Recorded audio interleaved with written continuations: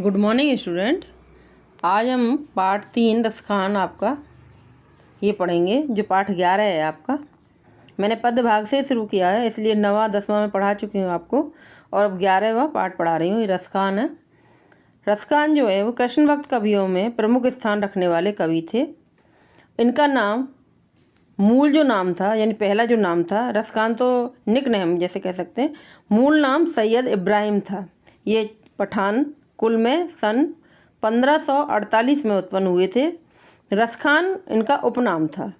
इन्होंने कृष्ण भक्ति में लीन रहकर काव्य साधना की।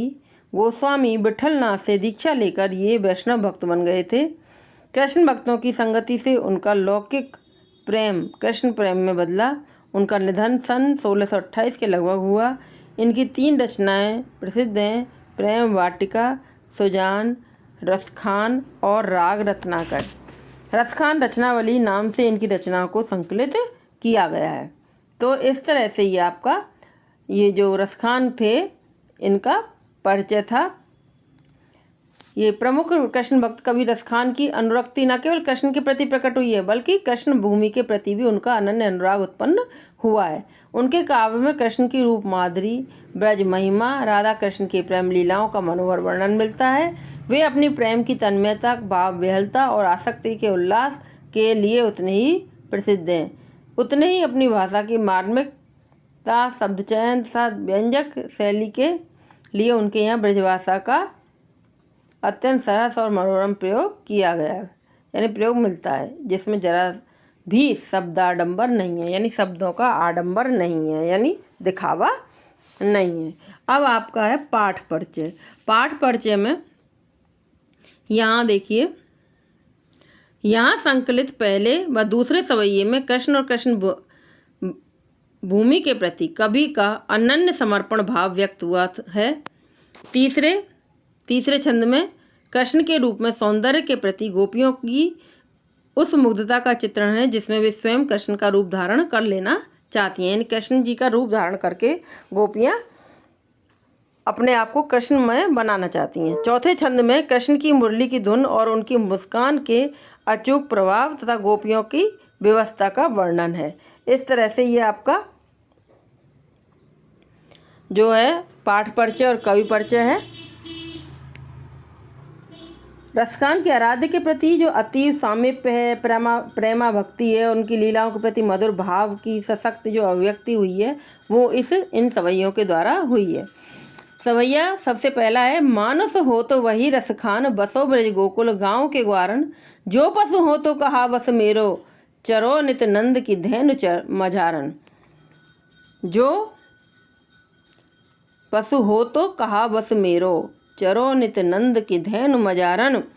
और पाहन हो तो वही गिर को, जो कियो हरिछत्र पुरंदर धारण। जो खग हो तो बसेरो करो, मिल कालंदी कूल कदम्ब की डारन। अब ये जो सवैया है आपका, मैं इसका अर्थ बता रही हूँ आपको।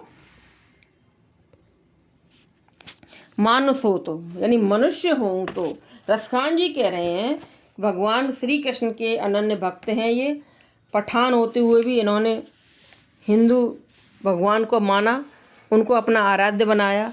कृष्ण के प्रति उनकी बहुत अधिक भक्ति प्रकट होती है। तो मानुष यानी मनुष्य हूँ। वो कह रहे हैं रसखान जी कि मैं मनुष्य बनना चाहता हूँ, लेकिन मनुष्य बनना तो चाहता हूँ, लेकिन मनुष्य क्यों बनना चाहता हूँ? क्योंकि मैं कृष्ण के साथ रहना चाहता हूँ, कृष्ण के समीप रहना चाहता हूँ। कृष्ण के जो उन्होंने ग्वालों के साथ में जिस तरह से उन्होंने रासलीला रचाई थी, वैसे मैं उनके साथ रहना चाहता हूँ। तो मनुष्य हूँ तो मैं क्या करूँ? वही रसखान, मैं वही बनना चाहता हूँ। बसो ब्रज गोकुल गाँव के ग्वारन। जो गोकुल में, गोकुल गांव के ग्वार जो हैं, ग्वाल जो थे, यानी जो पशु चराने वाले लड़कों को क्या बोलते हैं? ग्वाल बोलते हैं। और दूध दही बेचने वाली महिलाओं को ग्वालिन बोलते थे। तो ग्वाल और ग्वालिन, यहाँ यूपी में, उत्तर प्रदेश में गायों को चराने वालों को ग्वाल बोलते थे, और जो कृष्ण के साथ गाय चराने जाते थे उनको, और जो महिलाएं होती थी उनको ग्वालिन बोलते थे। तो ब्रज माने वो यूपी, जहाँ पर कृष्ण जी ने अपना जन्म लिया है उस भूमि को ब्रज भूमि कहा गया है। तो ब्रज गोकुल यानी उस गोकुल गांव के ग्वालों का रूप धारण करके मैं मनुष्य रूप में जन्म लेना चाहता हूँ। और यदि भगवान भाई मुझे मेरे कर्मों के कारण किसी बात के कारण मनुष्य ना बनाए, मान लो नहीं बनाए, तो मैं पशु बनना चाहूँगा। और पशु कैसा बनना चाहूँगा? जो पशु हो तो कहा बस मेरो। अब भाई मेरा बस नहीं है, मनुष्य नहीं बन पाऊँ तो नित नंद की धैनु मजारन, मैं मनुष्य नहीं बन पाऊँ, पशु बन जाऊँ, क्योंकि इसमें मेरा कोई बस नहीं है ना कि भाई पशु भी बन सकता हूँ। तो मैं क्या करना चाहता हूँ? नित माने रोजाना नंद की धैनु, नंद की गायों के जो मध्य में, मझारन माने मध्य में, ये मझारन का अर्थ है आपका मध्य में।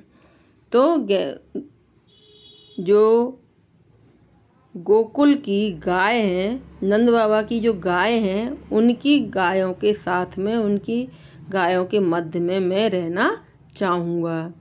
पाहन हो तो वही गिर को। अब देखो पाहन मैंने पत्थर भी बना दे भगवान, नहीं बनाए भाई, जानवर भी नहीं बनाए, मनुष्य भी नहीं बनाए, हो सकता है किसी कारण बस नहीं बनाए, तो फिर क्या हो? तो मुझे पत्थर बनाएगा ईश्वर, कुछ तो बनाएगा, तो पत्थर बनाएगा तो उस गिरी का बनाए है। मुझे ईश्वर से प्रार्थना है कि उस गिरी का, उस पर्वत का पत्थर बनाए मुझे, गिरी माने पर्वत। कियो हरिछत्र पुरंदर धारण, जो कृष्ण भगवान ने अपनी छिंगली उंगली पर, छोटी उंगली पर इंद्र की रक्षार्थ अपने उंगली पर उन्होंने पर्वत को धारण किया था, ऐसे पर्वत का पत्थर बनना चाहूँगा। जो खग हो तो बसेरो करो, और यदि मैं खग बनूँ, खग मतलब पक्षी, खग का मतलब है यहाँ पर पक्षी, तो मैं बसेरा करूँ यानी वहाँ पर रहूँगा। मिल कालंदी, उन कालंदी की यानी यमुना, कालिंदी माने यमुना के कूल, कूल माने किनारों पर, वृक्ष माने पेड़, और डारन माने डालियों पर, जो यमुना नदी के किनारों पर कदम्ब के जो पेड़ लगे हुए हैं, उनकी डालों की का एक पक्षी बनकर मैं रहना चाहूँगा। तो इस दिशा में, मतलब हर दिशा में प्रभु की भक्ति में वो लीन है रसखान जी, और हर दशा में वो अपने आराध्य श्री कृष्ण का सामीप्य पाने की इच्छा रखते हैं। इसीलिए वे अगले जन्म में मनुष्य योनि में जन्म लूँ तो मेरी इच्छा है कि मैं गोकुल गांव के ग्वालों के बीच ही लूँ और एक ग्वाला बनकर निवास करूं। और यदि मैं पशु बन जाऊं तो ये मेरे बस की क्या बात है। इसलिए मैं पशु योनि में भी जन्म लूं तो मेरा कोई बस नहीं है। फिर भी मैं चाहता हूं कि मैं नंद की गायों के मध्य में चरने वाला एक पशु यानी एक गाय बनूं। और यदि मैं पत्थर बनूं तो उसी गोवर्धन पत्थर बनूं, पर्वत का, गोवर्धन पर्वत का पत्थर बनूं, जिसे श्री कृष्ण ने इंद्र के कोप से ब्रज की रक्षा करने के लिए छत्र की तरह हाथ में उठाया था, यानी छतरी की तरह से उठा लिया था उन छोटी उंगली पर उस पर्वत को। उस तरह से मैं उनकी छत्र की तरह वाले पर्वत का पत्थर बनूं। यदि मैं पक्षी योनि में जन्म लूं तो मेरी इच्छा है कि मैं यमुना के तट पर स्थित कदम्ब की डालियों पर बसेरा करने वाला पक्षी बनूं। अर्थात मैं हर योनि और हर जन्म में अपने आराध्य श्री कृष्ण और ब्रजभूमि का सामीप्य चाहता हूँ, और यही मेरी प्रभु से विनती है। इस तरह से ये आज मैं पहला ही आपको करवाऊँगी, दूसरा तीसरा मैं कल करवाऊँगी। Thank you, have a nice day.